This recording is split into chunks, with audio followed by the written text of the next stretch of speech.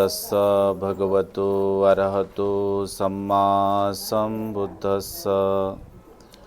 नमो तस्स भगवतो अरहतो सम्मा संबुद्धस्स। नमो तस्स भगवतो अरहतो सम्मा संबुद्धस्स। महान कारुणिक तथागत सम्यक संबुद्ध भगवंताचा सुविख्यात सद्धम्म, भगवंताचा सदा पूजनीय आर्य श्रावक संघ या तिन्ही रत्नांना सर्वप्रथम अभिवादन करतो। आपल्या सर्वांचे उद्धार करते, भारतीय राज्यघटनेचे शिल्पकार, परमपिता पूज्य बोधिसत्व गुणोपेतंग डॉक्टर बाबासाहेब आंबेडकर यांच्या समग्र धम्मक्रांतीमध्ये संपूर्ण जीवन समर्पित करून आज श्रद्धावान धम्मोपासक संदेश यांच्या नवीन वैवाहिक जीवनाला सुरुवात होत आहे। त्या निमित्ताने आज त्यांनी आपल्या राहत्या घरी पूजनीय भंतेजींना आमंत्रित करून बुद्धपूजा, परित्राण पाठ, दान आदी या श्रेष्ठ कार्यक्रमाचं आयोजन केलेलं आहे। त्या निमित्ताने उपस्थित सर्व श्रद्धावान उपासक उपासिका आपल्या सर्वांच्या प्रती अनंत मंगल मैत्री आशीर्वाद भावना व्यक्त करतो। साधू साधू म्हणा।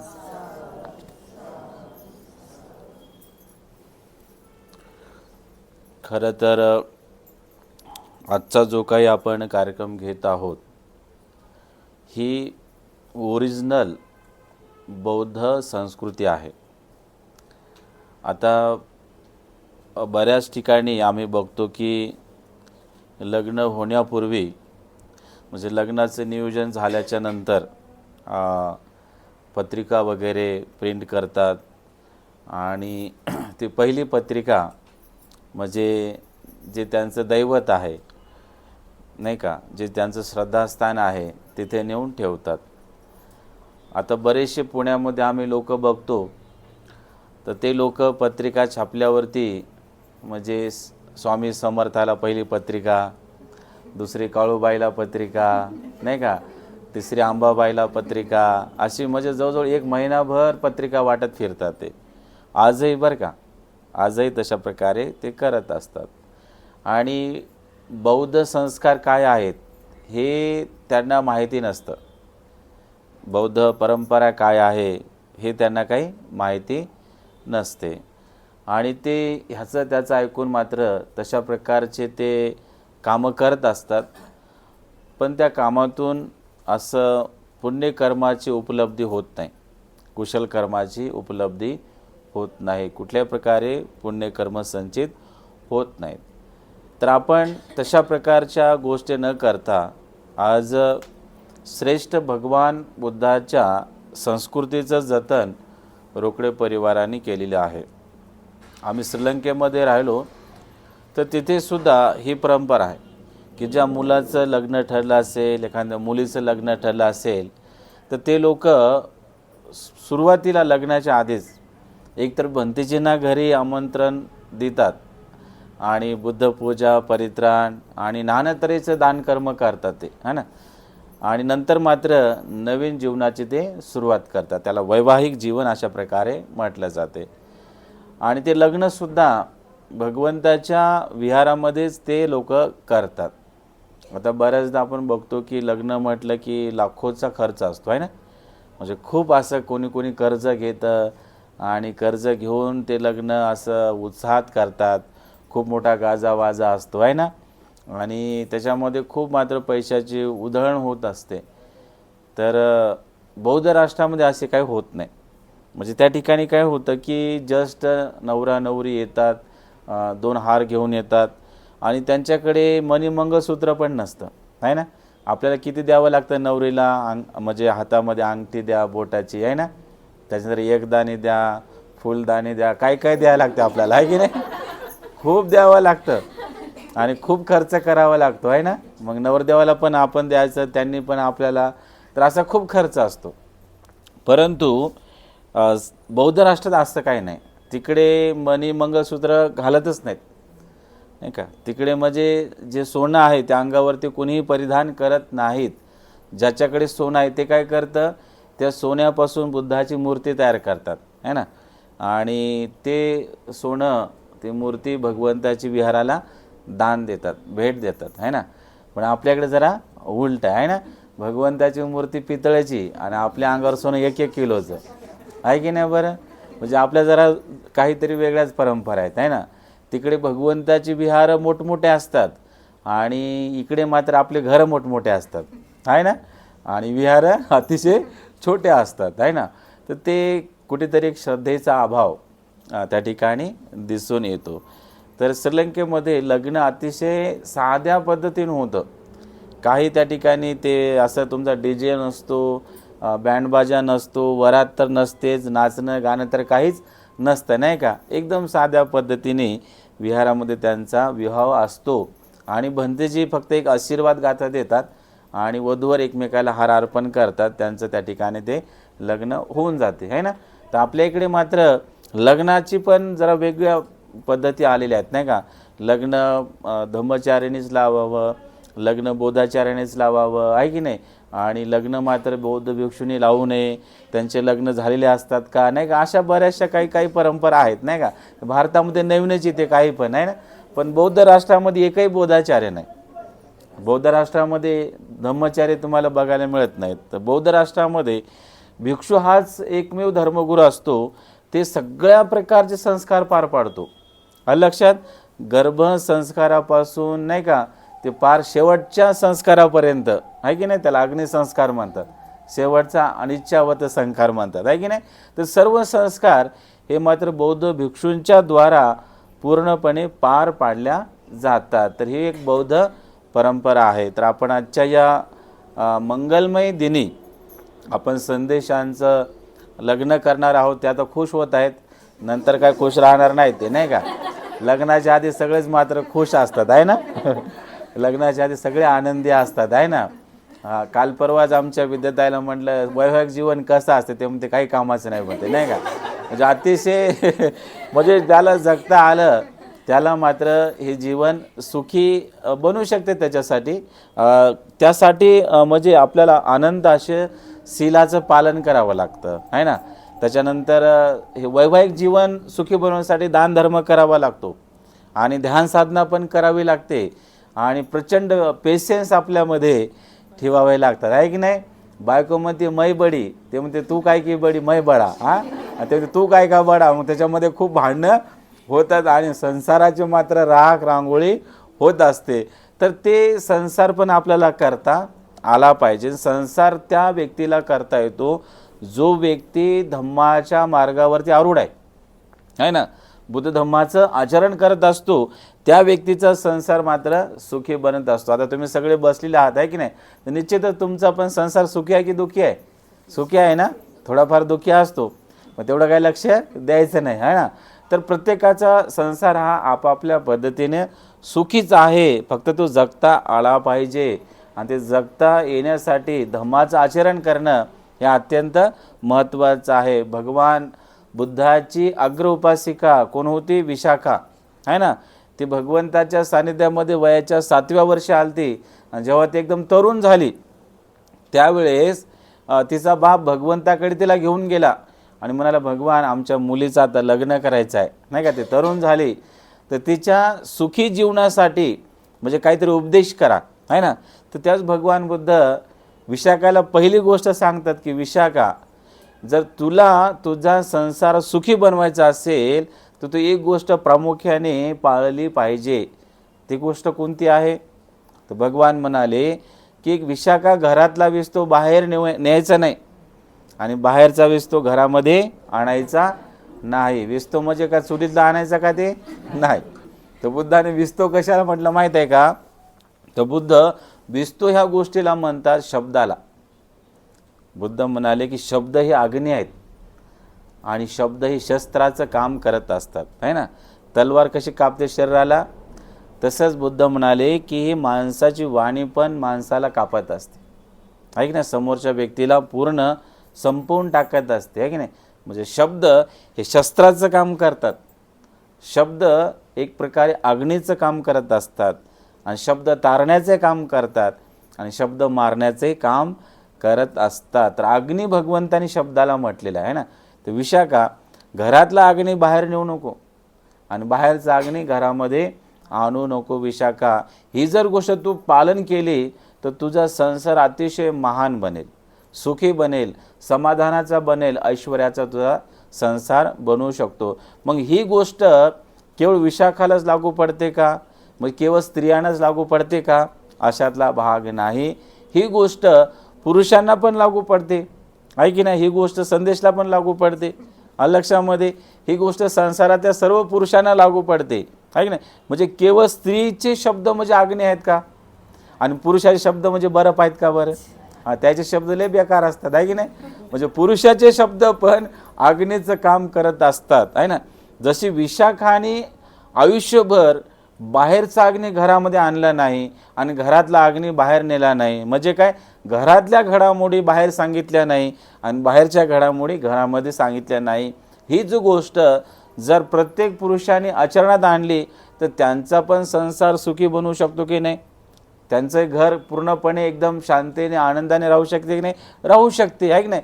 हे पुरुषांनी ती गोष्ट पालन करावी आणि स्त्रीने पण त्या गोष्टीचं पालन करावं. त्याच्यात भगवान बुद्ध विशाखाला दुसरी गोष्ट काय सांगतात की विशाखा, तू तुझ्या घरी राहत असताना जशी तुझ्या माता पित्याची सेवा करायची, आहे की नाही? त्यांना तोंड भरून प्रेमानं, मैत्रीनं, आपुलकीनं आई म्हणायची, बाबा बोलायची, आहे की नाही? हीच गोष्ट नांदायला गेल्याच्या नंतर तुला तिथे सासू सासऱ्याला पण एका माता पित्याप्रमाणे बोलायचं, आहे की नाही? जशी घरामध्ये मायबापाला आदर द्यायची तसाच आदर संसारामध्ये संसार करत असताना तिकडच्या सासरच्या लोकांना पण सासऱ्याला बाप बोलायचं आणि सासूला माय बोलायचं, नाही का? याच्यामध्ये तुझा महानपण आहे, तुझं मोठेपण आहे, असे भगवान बुद्ध विशाखाला आवर्जून सांगतात. विशाखा, जसे तू घरी असताना घरातले कामं सगळे चांगल्या प्रकारे करत असेत, आहे ना, तसे सासरी नांदायला गेल्याच्या नंतर सुद्धा त्या सासरचे कामं तुला चांगल्या पद्धतीने करायचे आहेत. विशाखा, मायबापाकडे राहत असताना जशी तू आळस करायची, नाही का, किती 8 वाजेपर्यंत झोपायचं, 9 वाजेपर्यंत, आहे की नाही, 10 वाजेपर्यंत. आता बऱ्याचशा मुलींना आम्ही बघतो अचानक घरी जातो पुण्यामध्ये तर 11 वाजल्या तर ते झोपलेले असतात, नाही का? मी म्हटलं कोण झोपलं बाबा, कोण बिमार आहे, नाही का? नाही म्हणे मुलगी आहे तिला सुट्टी आहे, नाही का? म्हटलं बरं बरं झोपू द्या, 11 वाजले तरी झोपू द्या, नाही का? तर भगवान म्हणाले की विशाखा, घरी मायबापाकडे असताना तू म्हणे आता इथं खूप आळस करत आहे, नाही का, खूप उशिरापर्यंत झोपायचं, नाही का, एकदम काहीतरी आयश आराम करायचा, तसे मात्र सासरे गेल्याच्या नंतर तुला करता येणार नाही. तिथे तुला सासू सासऱ्याच्या आधी उठावं लागेल, आहे की नाही? आणि त्यांच्या आधी उठून मात्र तुला त्या घरातील सर्व कामे व्यवस्थित पार पाडावे लागतील, आहे की नाही? त्याच्यानंतर विशाखा, घरामध्ये स्वयंपाक बनवल्याच्या नंतर तू सगळ्याच्या आधी एकट्यानं खादडत बसायचं नाही, नाही का? नाही का, सासू उपाशी, सासरा आहे उपाशी, घरातले सगळे उपाशी आणि स्वयंपाक करताना मात्र खाऊन टाकायचं, नाही का? असं तुला करायला जमणार नाही, नाही का? तर सगळ्यात आधी भोजन झाल्याच्या नंतर की तुझे जे सासू सासरे आहेत त्यांना पहिलं भोजन द्यायचं, आहे ना, आणि घरातले थोर मंडळी असतील त्यांना भोजन द्यायचं आणि त्याच्यानंतर तू मात्र भोजन ग्रहण करायचं किंवा सगळ्यांनी मिळून मात्र एकत्र बसून भोजन ग्रहण करावं लागेल. अशा छोट्या छोट्या गोष्टी भगवान तथागताने विशाखाला सांगितल्या. ज्या गोष्टी विशाखाला सांगितल्या त्याच गोष्टी पुरुषांच्या बाबतीमध्ये सुद्धा लागू पडतात. भगवंताने विशाखाला अजून महत्त्वाची गोष्ट सांगितली की विशाखा, तुझं लग्न झाल्यानंतर तुझे जे पतिदेव असतील ते पतिदेव समजा काहीतरी कामधंदा करायला बाहेर जात असतील, नोकरी करायला बाहेर जात असतील आणि ते तिकडे ते काम करत असताना त्यांना घरी यायला उशीर झाला तर विशाखा, तू त्यांच्यावरती कुठल्याही प्रकारची शंका घेऊ नकोस, नाही का? तुम्हाला उशीर का झाला आणि तुम्ही कुठे गेले होते आणि तुमचा फोन बंद का होता, नाही का, फोन का सुरू नव्हता, असे काही प्रश्न करायचे नाही. याच्यामुळं काय होईल, घरामध्ये कलह निर्माण होऊ शकतो. मग हे केवळ विशाखानंच नवऱ्याला विचारपूस करायची नाही का? नाही आलं का लक्षामध्ये? याचं पालन विशाखानंच करायचं का? तर नवऱ्यानं पण केलं पाहिजे ना. तर भगवान बुद्ध म्हणतात की संसार म्हणजे दोन गाडीचे चाकं आहेत. एक जर चाक तुटले तर दुसरं चाक पुढे जाऊ शकत नाही, आहे की नाही? गाडी चालू शकत नाही. तसंच दोन्ही चाकं व्यवस्थित असतील तर संसाराची गाडी ही खऱ्या अर्थाने पुढे पुढे पुढे पुढे जात असते. अगदी या गोष्टीला आपण सर्वांनी ध्यानामध्ये धरून दोन्ही गाडीचे चाकं एकदम व्यवस्थित ठेवून त्या चाकाला पुढे पुढे नेण्याचा प्रयत्न करावा. गाडीला पुढे पुढे चालवण्याचा निश्चित मात्र प्रयत्न करावा. ह्याने संसार मात्र सुखाचा, समाधानाचा बनत असतो. आणि म्हणून संदेश यांनी लग्न झाल्याच्या नंतर पत्नीसोबत चांगल्या प्रकारे व्यवहार करावा. व्यवहार म्हणजे काय? मैत्रीपूर्ण व्यवहार, आहे की नाही? पत्नीचं चुकत असेल तर आपण समजून सांगावं. जर नवऱ्यात चुकत असेल तर पत्नीनं समजून सांगावं. हा एक संसार धर्म आहे. जर दोघांनी एकमेकाला समजून नाही घेतले तर संसाराची गाडी काय पुढे जात नाही. बऱ्याचशा महिला म्हणतात मी होतो म्हणून तुझा संसार टिकला, नाही का? असं होतं बरं का बऱ्याच ठिकाणी. आम्हाला महिला भेटतात, म्हणतात भंतेजी मी होते म्हणून याचं घर आहे, नाही का? मी म्हणतो हो बरोबर आहे, नाही का? आता काय म्हणू आपण, नाही का? बिचारा जेवण देतात छान छान, त्याला आपण असं म्हणलं तुमचं बरोबर नाही तर ते बोलवत नाहीत मग, नाही का? हां असं आहे ते. नाही म्हणते जे मी होतो म्हणून याचा संसार टिकला, याचे लेकरं बाळं टिकले, नाही का? म्हणून कुठं जातील पळून लेकरं बाळं? ऐक ना, घरातच राहणारे असतात. पण अशी प्रवृत्ती मात्र आमच्या माता भगिनीमध्ये खूप असते. आणि विशेष करून त्यांच्यामध्ये सहनशीलता पण खूप असते. म्हणजे स्त्रियांमध्ये प्रचंड सहिष्णुता असते, त्यांच्यामध्ये खूप सहनशीलता असते, त्यांच्यामध्ये पेशन्स पण असतात, आहे ना? भगवान बुद्धानं स्त्रीला एका महासागराची उपमा दिली आहे बघा, आहे की नाही? भगवान बुद्ध काय म्हणतात स्त्रीला की स्त्री एका महासागराप्रमाणे. महासागर किती शांत असतो, स्थिर असतो, आहे की नाही? खूप स्थिर असतो तो. आणि एकदा जर तो खवळला तर मग काही खरं नसते. तर भगवान बुद्ध म्हणाले जसा महासागर शांत आहे त्या महासागराला डवचू नये, त्याला खवळून देण्याचं काम करू नये. जर महासागर खवळला तर सर्व मात्र काही त्या ठिकाणी वादळ येत असते आणि ते वादळ मात्र सगळ्या गोष्टीला संपवून टाकत असते.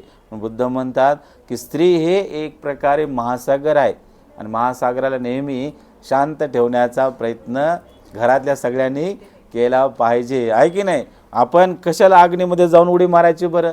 आग्नीचा धर्म काय आहे? आग्नीचा धर्म जाळणे आहे की नाही? तर मग त्या आग्नीपासून दूर राहावं माणसानं. त्याच्यामुळं त्याचं जीवन सुखी समाधानी हे राहू शकतं. हे सामर्थ्य स्त्रीमध्ये प्रचंड आहे की नाही बरं? आणि मग स्त्री ही खूप महान असते. भगवंत म्हणतात की स्त्री म्हणजे एक प्रकारे रत्नाची खाण असते. भगवंताने असं का म्हटलं असेल तर भगवान बुद्ध म्हणाले की आजपर्यंत जे काही बुद्ध महापुरुष झाले ते केवळ स्त्रीमुळे झालेले आहेत, आहे की नाही बरं?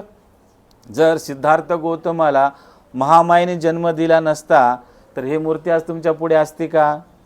बुद्ध तुम्हाला दिसले असते का? नाही, आहे की नाही?